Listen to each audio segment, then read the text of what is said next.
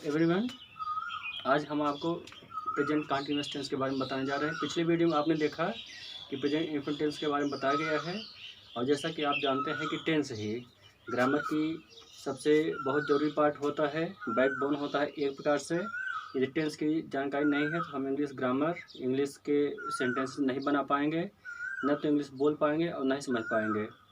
इसलिए टेंस बहुत ही ज़रूरी है हमें समझने के लिए, पढ़ने के लिए। पिछली वीडियो में आपको प्रेजेंट इंडेफिनिट टेंस के बारे में बताया गया और इस वीडियो में हम आपको प्रेजेंट कंटीन्यूअस टेंस के बारे में बता रहे हैं। आइए हम देखते हैं कैसे पहचानेंगे प्रेजेंट कंटीन्यूअस टेंस को।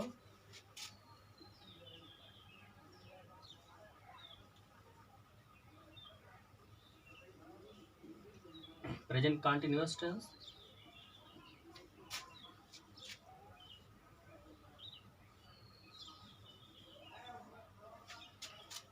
प्रेजेंट कंटीन्यूअस टेंस पहचाने कैसे?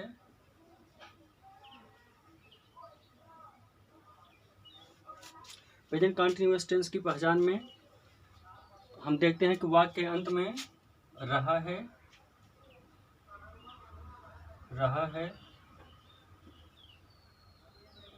रही है,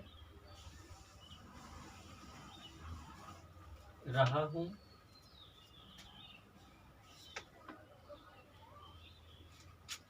रहे हैं, ये सब लिखा रहता है।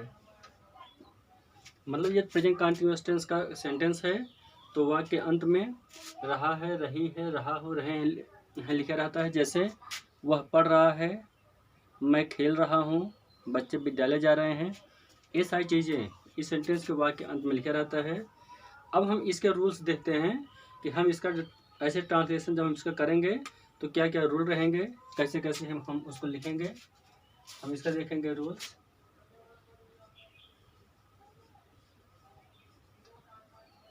हम देखेंगे। रूल्स में सबसे पहला है, ये सेंटेंस अफर्मेटिव रहेगा तो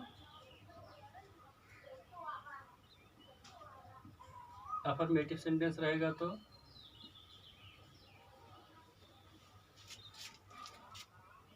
अफर्मेटिव सेंटेंस रहेगा तो इसमें सबसे पहले हम क्या करेंगे कि ये सब्जेक्ट ही रहेगा, सी, इट, नेम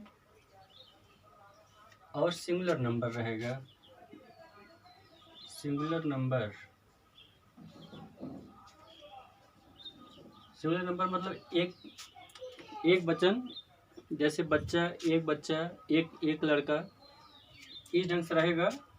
तो मतलब ये सब्जेक्ट रहेगा तो ये पहले हम सब्जेक्ट लिखेंगे, सब्जेक्ट के साथ हेल्पिंग वर्ब इज का प्रयोग करेंगे, उसके बाद वर्ब के फर्स्ट फॉर्म में आईएनजी लगा करके लिखेंगे। वर्ब का फर्स्ट फॉर्म लिखेंगे और इसी में आईएनजी जोड़ देंगे। इस ढंग से हम सेंटेंस का ट्रांसलेशन करेंगे। जो भी ट्रांसलेशन रहेगा, जैसे कि वह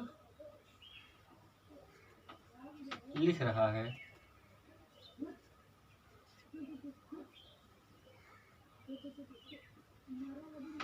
वह लिख रहा है, ट्रांसलेशन क्या होगा? वह लिख रहा है, ट्रांसलेशन क्या होगा?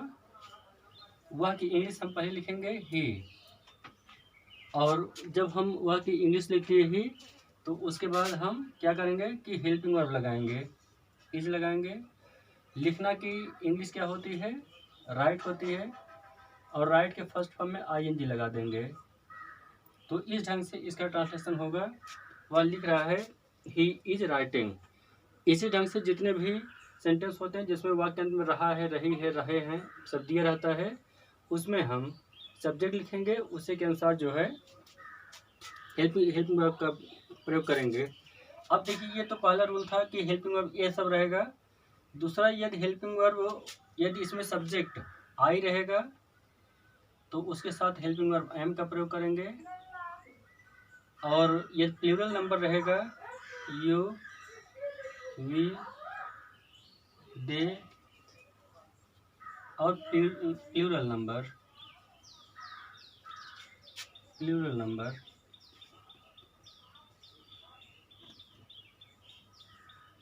सब्जेक्ट होने पर इनके साथ हेल्पिंग वर्ब आर का प्रयोग करेंगे। जैसे इनका भी एग्जाम्पल देख लीजिए, मैं खेल रहा हूँ।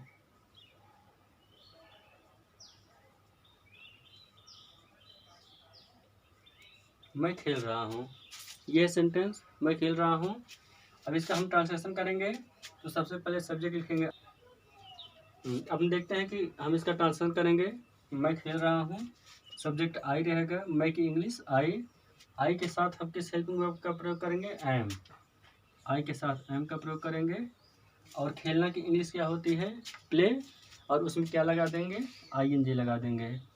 तो क्या हो जाएगा? प्लेइंग।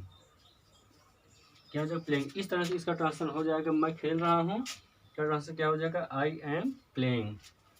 अब हम देखेंगे कि यह सब्जेक्ट प्लूरल नंबर हो तो प्लूरल नंबर सब्जेक्ट रहेगा। जैसे हम दौड़ रहे हैं,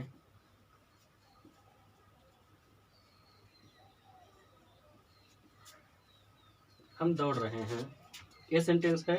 हम दौड़ रहे हैं। तो अब इसका ट्रांसलेशन करेंगे तो सबसे पहले हम सब्जेक्ट लिखेंगे वी। तो हम की इंग्लिश लिखेंगे वी, और उसके बाद हेल्पिंग वर्ब क्या होगा? You we they plural number के साथ आर लगेगा। तो यहाँ पे हम क्या लगाएंगे आर। दौड़ना की इंग्लिश क्या होती है? रन, और उसमें हम ING लगा देंगे तो रनिंग हो जाएगा, NN। We are running.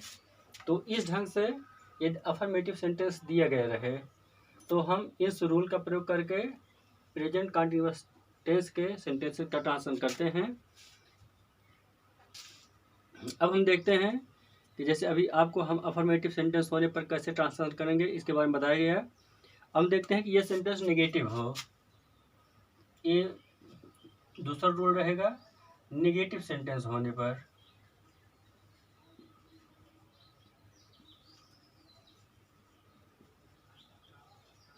यह सेंटेंस नेगेटिव हो तो हम उसका किस प्रकार से ट्रांसलेट करेंगे?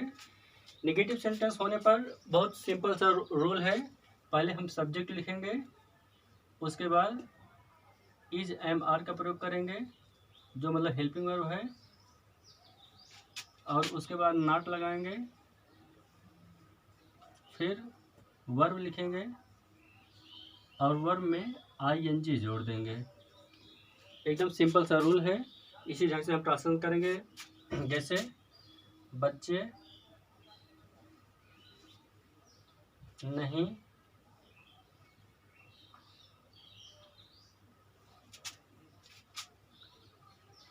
खेल रहे हैं,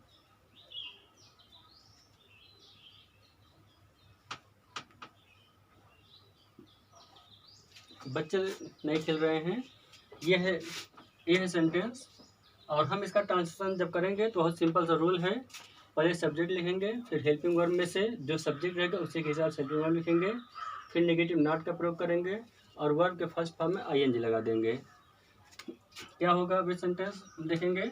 यहाँ पे देख रहे हैं कि हैं लिखा गया है और बच्चे मतलब ये प्लूरल नंबर है। तो प्लूरल नंबर में चाइल्ड का क्या होता है? चिल्ड्रेन। प्लूरल नंबर में क्या होता है? चिल्ड्रेन। अब चिल्ड्रेन रहेगा तो यहाँ पे हेल्पिंग वर्ब किसका प्रयोग करेंगे? आर का प्रयोग करेंगे, चिल्ड्रेन आर। अब क्या करेंगे हम कि हेल्पिंग वर्ब के बाद नॉट का प्रयोग करेंगे। क्या लिखेंगे? Not, children are not. और उसके बाद खेलना की इंग्लिश प्ले होती है, प्ले में ING जोड़ देंगे, क्या हो जाएगा? Playing. Children are not playing. इस ढंग से जितने भी सेंटेंस होते हैं हम सबसे पहले देखेंगे कि सब्जेक्ट क्या है, उसके बाद उसी के हिसाब से हेल्पिंग वर्ब लगाएंगे जो हमने आपको अभी बताया था रूल में, और उसके बाद नॉट का प्रयोग करके वर्ब के फर्स्ट फॉर्म में ING लगा करके सेंटेंस को हम लिख देते हैं, जोड़ देते हैं। अब अगला रूल देखेंगे कि यह सेंटेंस इंट्रोगेटिव हो। नेगेटिव वाला निश्चित है आप समझ गए होंगे, बहुत ही सरल रूल है। हम देखेंगे इंट्रोगेटिव सेंटेंस होने पर इंट्रोगेटिव, और स्टूडेंट्स आप लोग इंट्रोगेटिव की स्पेलिंग भी याद रखोगे क्योंकि ये थोड़ा सा बड़ा है। इंट्रोगेटिव की spelling, interrogative sentence interrogative sentence होने पर हम क्या करेंगे कि जैसा आपको अभी हम पिछले वीडियो में बताए थे कि इंट्रोगेटिव दो प्रकार के होते हैं।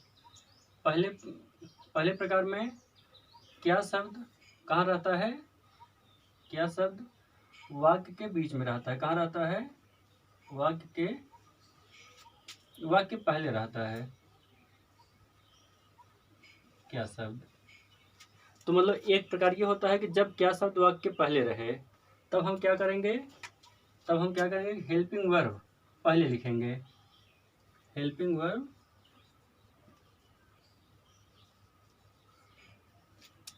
हम क्या करेंगे, पहले लिखेंगे। हेल्पिंग वर्ब कौन कौन से, इज, एम, आर। मतलब ये सेंटेंस इंट्रोगेटिव हो और क्या शब्द वाक्य से पहले हो तो हम ट्रांसलेशन करते समय सबसे पहले इज, एम, आर में से जो भी सब्जेक्ट के हिसाब से हेल्पिंग वर्ब लगेगा उसको हम पहले लिखेंगे। और दूसरा प्रकार क्या होता है इंट्रोगेटिव का, दूसरे प्रकार में क्वेश्चन वर्ड कहाँ रहता है, वाक्य के बीच में। क्वेश्चन वर्ड कहाँ रहता है, वाक्य के बीच में रहता है। तब हम इसका ट्रांसलेशन करते हैं क्या रूल होता है, इनको हम सबसे पहले लिखते हैं। ट्रांसलेशन करते समय क्वेश्चन वर्ड की जो इंग्लिश है, जो क्वेश्चन वर्ड होता है उसको हम सबसे पहले लिखते हैं, फिर हेल्पिंग वर्ब लिखते हैं। क्या लिखेंगे, हेल्पिंग वर्ब लिखेंगे, फिर हम सब्जेक्ट लिखेंगे और फिर मेन वर्ब ING के साथ रहेगा। इस ढंग से हम इंट्रोगेटिव सेंटेंस का ट्रांसलेशन करते हैं। एग्जाम्पल देख लीजिए, जैसे क्या तुम पढ़ रहे हो, क्या तुम पढ़ रहे हो, ये है सेंटेंस। और एक काम हम ये जरूर करते हैं, ये सेंटेंस इंट्रोगेटिव रहे तो लास्ट में क्वेश्चन मार्क जरूर लगा देते हैं, चाहे सेंटेंस हिंदी का हो चाहे सेंटेंस इंग्लिश का हो, लेकिन क्वेश्चन मार्क दोनों सेंटेंस के लास्ट में रहेगा। और इसको ट्रांसलेशन करेंगे तो सबसे पहले हम देख रहे हैं कि क्या शब्द कहाँ पर है, वाक्य से पहले है। जब क्या शब्द वाक्य से पहले रहेगा तो सेंटेंस का हेल्पिंग वर्ब हम पहले लिखेंगे। हेल्पिंग वर्ब हम किसके अनुसार लिखेंगे, सब्जेक्ट के अनुसार। तुम है, तुम के साथ क्या लगेगा, पिछली वीडियो हम आपको बताया था कि तुम के साथ क्या लगेगा, आर लगेगा, आर। ये सबसे पहले लिखेंगे। उसके बाद हम सब्जेक्ट लिखेंगे RU, और उसके बाद जो वर्ड है, वर्ड के फर्स्ट फॉर्म में ING लगाएंगे। रीड है, रीड में क्या लग जाएगा, ING लग जाएगा, रीडिंग। तो इस ढंग से इंट्रोगेटिव सेंटेंस का ट्रांसलेशन किया जाता है। आर यू रीडिंग, मतलब कि जब क्या शब्द वाक्य से पहले होता है तब हम इसका ट्रांसलेशन इस प्रकार से करते हैं। अब दूसरा सेंटेंस देख लीजिए, जब शब्द वाक्य के बीच में हो, प्रश्नवाचक शब्द कहाँ पे हो, वाक्य के बीच में हो। जैसे वह कहाँ जा रहा है। जनरली हम ये पूछते हैं किसी से, वह कहाँ जा रहा है, वह क्या कर रहा है। तो इनको हम इंग्लिश में बोलते समय, मान लीजिए हम किसी से बोल रहे हैं, बोलने का प्रयास कर रहे हैं, कहीं लिखा गया है, तो इसको हम जानेंगे कि सबसे पहले हम जो क्वेश्चन वर्ड बीच में है उसको हम पहले लिखेंगे। कहाँ सब बीच में है इसको हम पहले लिखेंगे। कहाँ की इंग्लिश क्या होती है, वेयर। क्या होती है, वेयर। अब इसके साथ सब्जेक्ट क्या है, वह की हेल्पिंग वर्ब हम लगाएंगे। वह की हेल्पिंग वर्ब क्या होती है, इज, वेयर इज। उसके बाद सब्जेक्ट लिखेंगे, वह की इंग्लिश ही, जाना की इंग्लिश गो होती है, गो में ING लगा देंगे, वेयर इज ही गोइंग। इस ढंग से हम ट्रांसलेशन करते हैं इंट्रोगेटिव सेंटेंस का। अब हम आगे आपको बता रहे हैं, आगे देखते हैं स्टूडेंट्स कि किस ढंग से हम इंट्रोगेटिव नेगेटिव सेंटेंस का ट्रांसलेशन करते हैं। कौन सा सेंटेंस है, इंट्रोगेटिव प्लस नेगेटिव। इंट्रोगेटिव की स्पेलिंग आप लोगों को याद होनी चाहिए क्योंकि ये इंट्रोगेटिव स्पेलिंग थोड़ा सा बड़ी है। इंट्रोगेटिव प्लस नेगेटिव सेंटेंस होने पर हम कैसे ट्रांसलेट करेंगे, उसका एक सिंपल सा हम रूल आपको बता दे रहे हैं। सिंपल सा रूल आपको हम बता दे रहे हैं। पहले WH वर्ड हम लिखेंगे। WH वर्ड क्या है, यदि वाक्य के अंत, वाक्य के बीच में क्या, क्यों, कहाँ, कैसे रहे what, where, why, when, why, अगर ये सब वर्ड रहेगा इसी को WH वर्ड कहते हैं या क्वेश्चन वर्ड। ये वाक्य के बीच में है तो उसको हम सबसे पहले लिखेंगे। अगर ये नहीं दिए गए इसलिए हम उसको ब्रैकेट में रखा है। अगर ये नहीं दिए गए हैं तो हम हेल्पिंग वर्ब लिखेंगे इज, एम, आर, ये हम पहले लिखेंगे। और ये WH वर्ड बीच में है, वाक्य के बीच में है तो पहले उसकी इंग्लिश लिखेंगे, फिर हेल्पिंग वर्ब लिखेंगे, फिर सब्जेक्ट लिखेंगे और सब्जेक्ट के बाद नॉट लगा देंगे। फिर वर्ब का जो फर्स्ट फॉर्म है उसी में ING लगा करके सेंटेंस को जोड़ देंगे। वर्ब में ING के साथ सेंटेंस को जोड़ देंगे और लास्ट में क्वेश्चन वर्ड अनिवार्य रूप से लगाएंगे। यदि पूरा सेंटेंस सही है और लास्ट में क्वेश्चन वर्ड नहीं लगाए हैं तो भी सेंटेंस क्या हो जाएगा, गलत हो जाएगा, रॉन्ग हो जाएगा, नंबर कट जाएगा। इसीलिए लास्ट में क्वेश्चन वर्ड जरूर लगाना है। आप समझ गए किस तरह से इंट्रोगेटिव नेगेटिव सेंटेंस का ट्रांसफर किया जाना है। ट्रांसलेशन बिल्कुल इंट्रोगेटिव की तरह किया जाएगा। एक काम सिर्फ करना है कि जहाँ सब्जेक्ट लिखा रहेगा सब्जेक्ट के बाद क्या करेंगे, नॉट लगा देंगे। जैसे वह क्यों नहीं, वह क्यों नहीं दौड़ रहा है, वह क्यों नहीं दौड़ रहा है, क्वेश्चन मार्क। अब हम इसका ट्रांसलेशन करेंगे। ट्रांसलेशन करते समय हम क्या करेंगे, सबसे पहले सब्जेक्ट वह है, इसके हिसाब से हेल्पिंग वर्ब हम देखेंगे। और सबसे पहले हम देखेंगे क्वेश्चन वर्ड कहाँ है, वह के बीच में है, क्योंकि इंग्लिश क्या होती है, वाई। उसके बाद सब्जेक्ट क्या है, वह के साथ हेल्पिंग वर्ब क्या लगाएंगे, एज, वाई एज। फिर क्या लिखेंगे, ही, सब्जेक्ट लिखेंगे और फिर सब्जेक्ट के बाद क्या करेंगे, नॉट लगा देंगे। वाई इज ही नॉट दौड़ना की इंग्लिश रन होती है, रन में क्या करेंगे, ING लगा देंगे। तो इस ढंग से इंट्रोगेटिव नेगेटिव सेंटेंस का ट्रांसलेशन करते हैं। और निश्चित ही आपको प्रेजेंट कंटीन्यूअस टेंस के बारे में आपको बताया गया, निश्चित आपको जानकारी हुई होगी। इसको वीडियो को 1 बार 2 बार 3 बार देखेंगे तो अच्छे से आपको जानकारी हो जाएगी। और जितने अच्छे ढंग से रूल्स आपको याद रहेंगे उतना ही ज़्यादा सरल ढंग से आप इंग्लिश लिख सकेंगे, बोल सकेंगे। और कहीं यदि लिखा गया है तो उसको समझने में भी एकदम आसानी होगी।